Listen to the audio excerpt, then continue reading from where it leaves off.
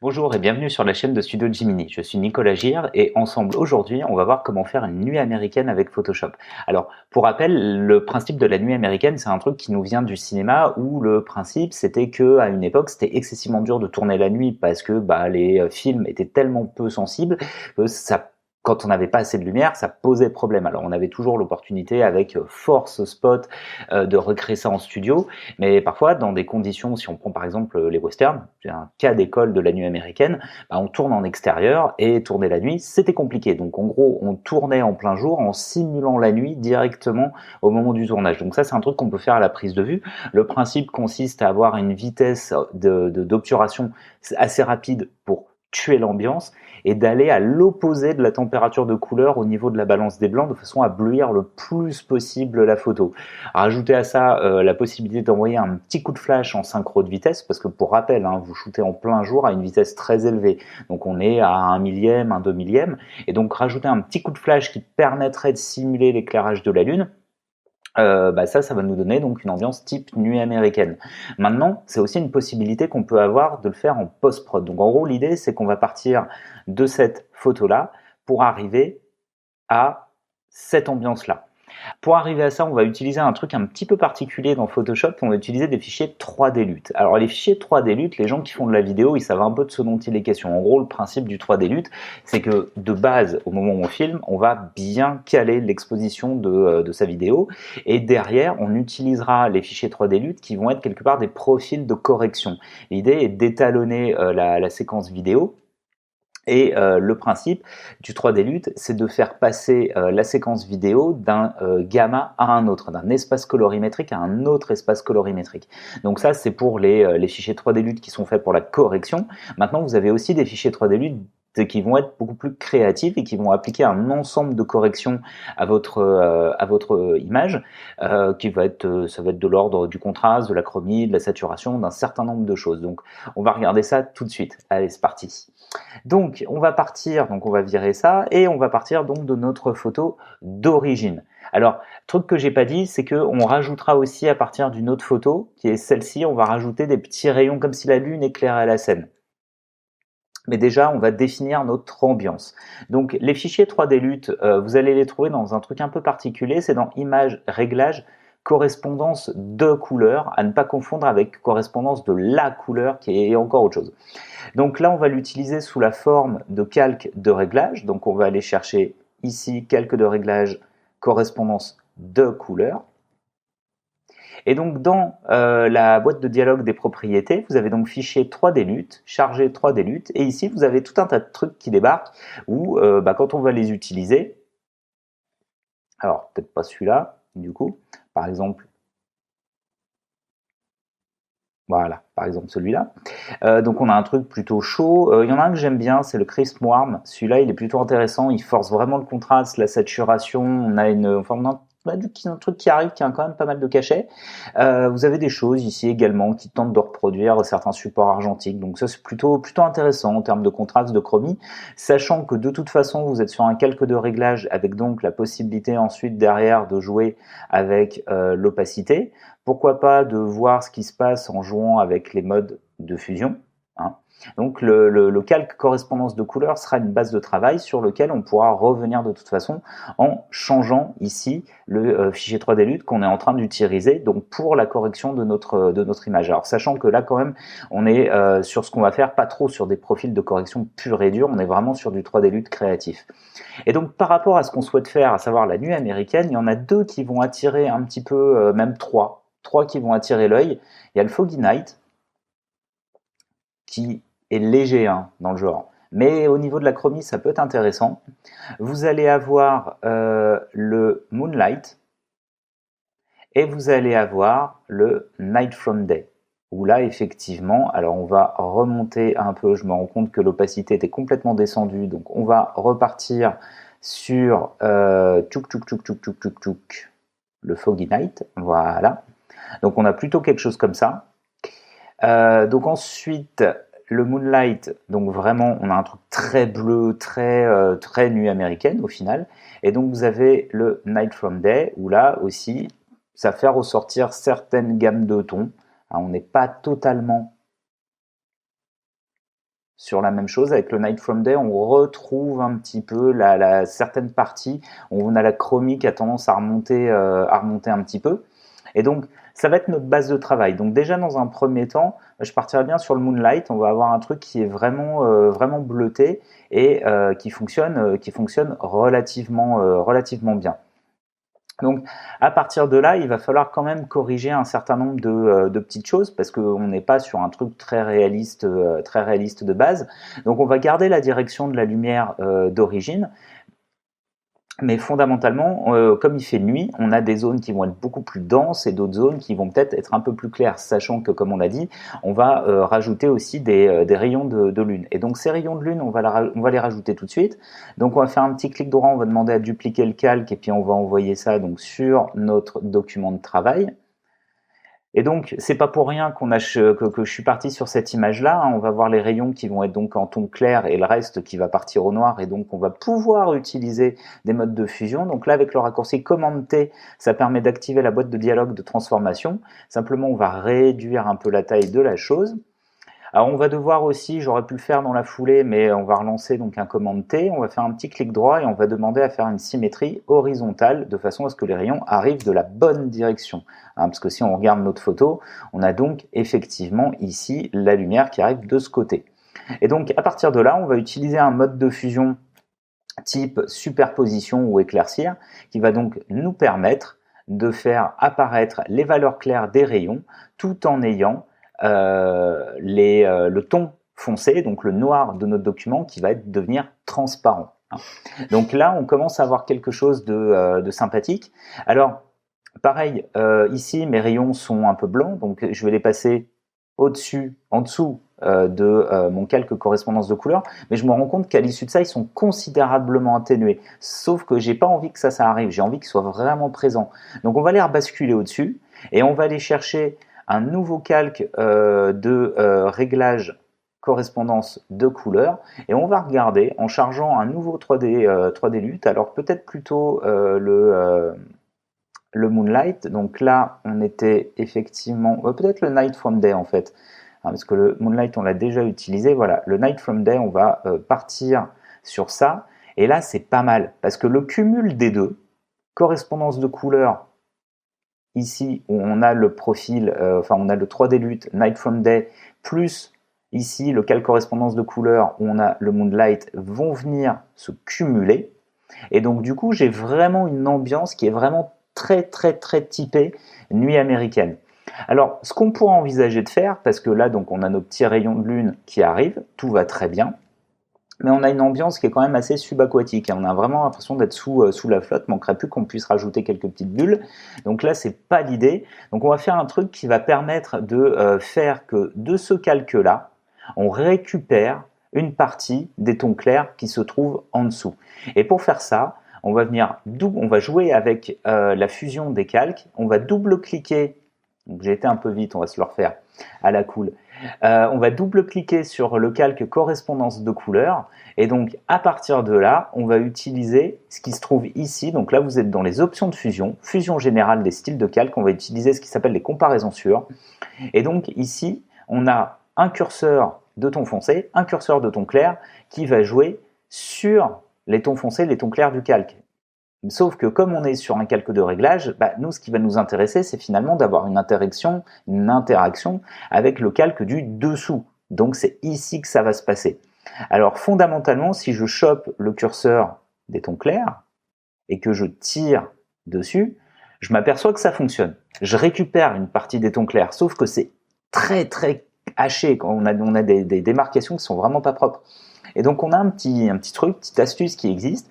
Ce curseur-là, on voit, alors je vais vous ramener la fenêtre plutôt par ici, voilà. Sur ce curseur-là, on voit qu'il y a une petite ligne grise ici. Si vous maintenez Alt enfoncé, vous pouvez casser le curseur en deux. Et on a quelque chose qui est beaucoup plus fluide à l'arrivée. Alors rien n'empêche derrière de ramener un petit peu ça aussi, de ramener l'autre moitié du curseur pour faire apparaître peut-être un peu plus de ton clair. Et on va jouer aussi un peu avec le curseur des tons foncés, mais pas trop. Alors, pour le curseur des tons foncés, on peut voir avec au-dessus ce qui se passe. Voilà, ça permet un petit peu de déboucher certaines zones. Et donc, on va valider avec OK.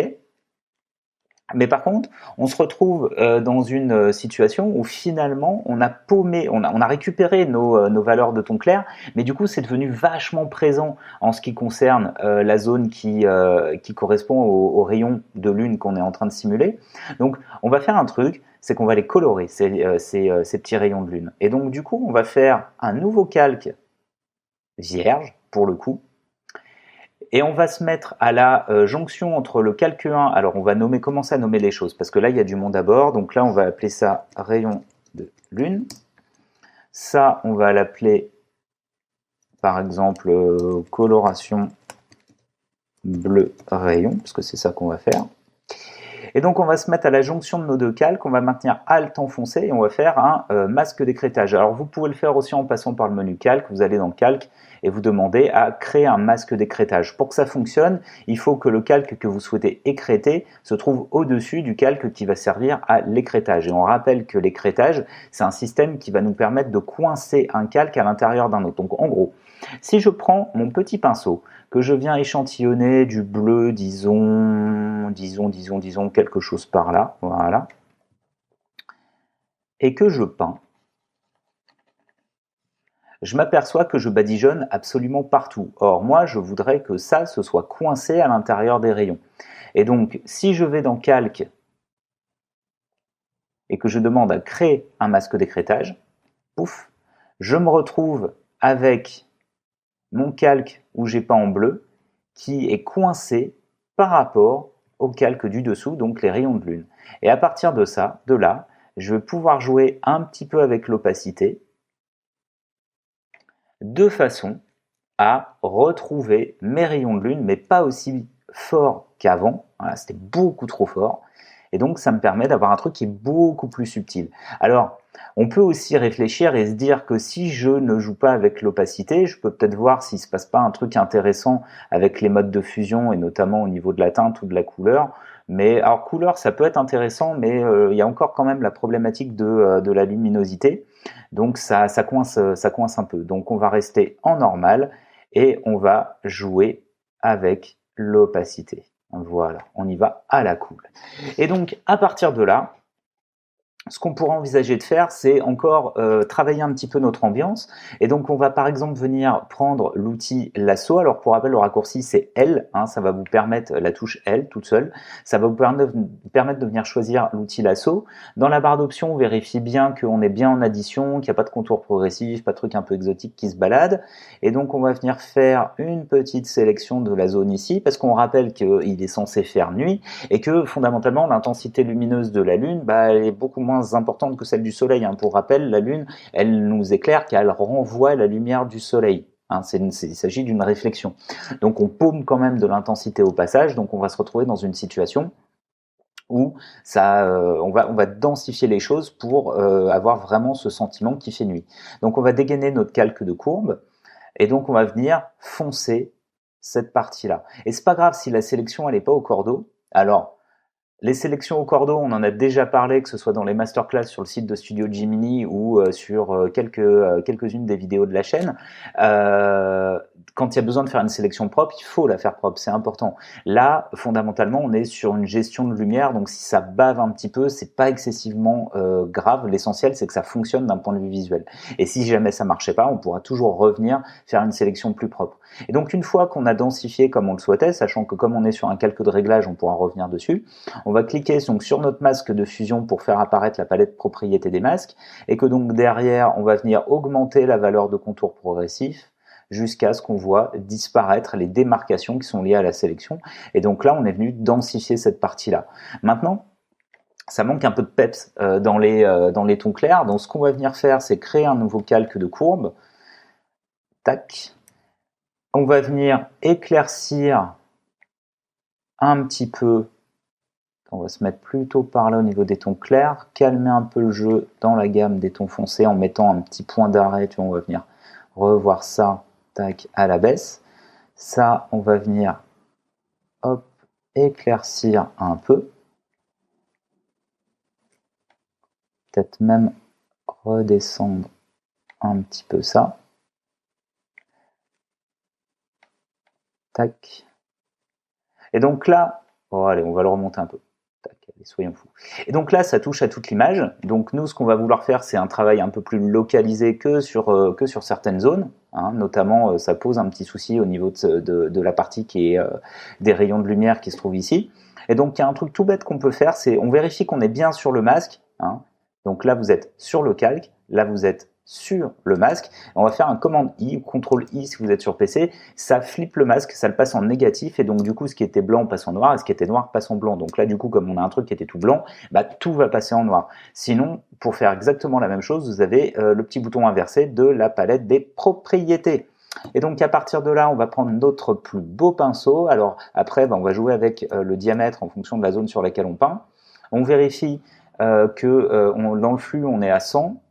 On va également vérifier un petit truc, c'est que dans la dureté, on a 0. Et ce qu'on peut envisager de faire, c'est de travailler avec une opacité un peu plus faible que 100%, de façon à pouvoir faire monter graduellement l'apparition du calque de réglage des courbes. Donc du coup, on va vérifier qu'on est bien en blanc dans la barre d'options, enfin dans la barre d'options, dans le sélecteur de couleurs de la barre d'outils. Donc le blanc nous servira à faire apparaître le réglage. Et donc à partir de là, on va venir passer quelques petits coups de pinceau.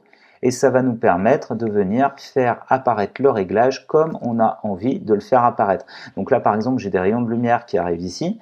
Donc, je vais venir rééclairer un peu la zone qui se trouve là, tu vois, au niveau de la veste. Alors, techniquement, ce qu'on est en train de faire, là, cette façon de procéder, c'est une variante du Dodge and Burn. Je vous avais déjà parlé du Dodge and Burn dans des précédentes vidéos où je vous avais expliqué qu'on travaillait sur un calque de gris moyen, un calque de gris à 50% avec les outils de densité moins et de densité plus. Il y a aussi cette façon de procéder, c'est-à-dire qu'on va faire un calque de courbe qu'on va vraiment éclaircir. On va passer le masque de fusion en noir et on va faire apparaître les zones là où on veut.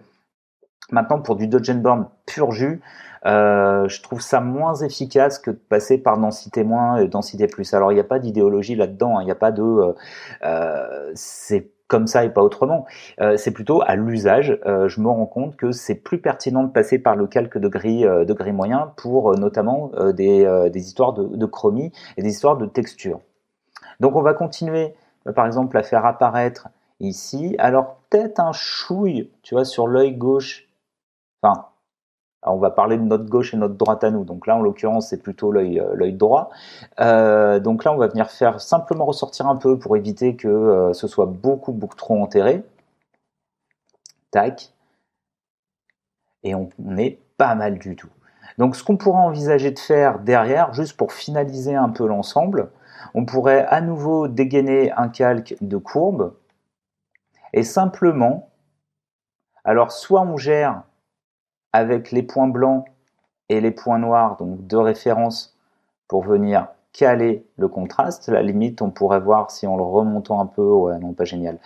On pourrait gérer de cette façon-là, donc point blanc, point noir, et sinon ce qu'on peut faire, c'est faire une courbe de contraste classique. On va monter encore un peu les tons clairs, mais alors vraiment légers, très soft, et descendre un tout petit peu les tons foncés, mais là pareil, ça joue vraiment à rien du tout. Simplement pour renforcer léger le contraste. Alors un petit truc qui existe, c'est vous mettez en surbrillance un des points que vous souhaitez bouger et c'est de venir jouer avec les touches fléchées du clavier. Donc la flèche du bas va vous permettre de descendre le point, la flèche du haut va vous permettre de monter le point, celle de droite va le décaler à droite, celle de gauche va le décaler à gauche, mais alors on est vraiment sur du micro ajustement et c'est relativement efficace. Donc tac, notre petite courbe, j'ai peut-être été un peu fort dans les tons foncés. Et donc, on a simulé notre nuit américaine. Donc, on est parti de ça et on arrive à ça. Et donc avec rajout des rayons sur un fond noir. Hein. C'est important d'utiliser, de shooter votre ou de récupérer une image, hein, parce que là en l'occurrence on est sur de la récupération. Donc du coup d'avoir une image en tout cas des rayons qui se trouvent sur fond noir de façon à pouvoir utiliser le mode de fusion derrière. Et donc globalement l'ensemble de l'image repose sur un truc qui est donc le calque correspondance, le réglage correspondance de couleurs avec les fichiers 3D LUT qui vont donc nous servir à venir modifier notre ambiance. Et donc à partir de là, comme d'hab, une fois qu'on a bien avancé, on va pouvoir enregistrer au format Photoshop pour pouvoir conserver les modifications et réintervenir sur l'image si jamais on en a besoin. Voilà, donc j'espère que cette vidéo vous aura plu, j'espère que maintenant la nuit américaine dans Photoshop a plus de secrets pour vous. N'hésitez pas à commenter, pareil si vous avez eu des façons peut-être un peu différentes de faire, si vous avez un avis à donner sur la question. N'hésitez pas à liker, partager également, hein, c'est ça qui nous aide aussi à être connus et à continuer à pouvoir produire du contenu. Vous pouvez retrouver également la communauté sur la page Facebook où on organise régulièrement un certain nombre de petites choses, donc n'hésitez pas à aller y faire un tour. Le site de Studio Gemini pour faire connaissance avec les masterclass si c'est pas déjà fait. Pour ce qui me concerne, moi, vous pouvez aller faire un petit tour sur mon compte Instagram et m'envoyer un message, laisser un commentaire. C'est toujours un plaisir de discuter avec les gens qui viennent regarder les vidéos. Et je vous dis à une prochaine fois pour un autre tuto Photoshop.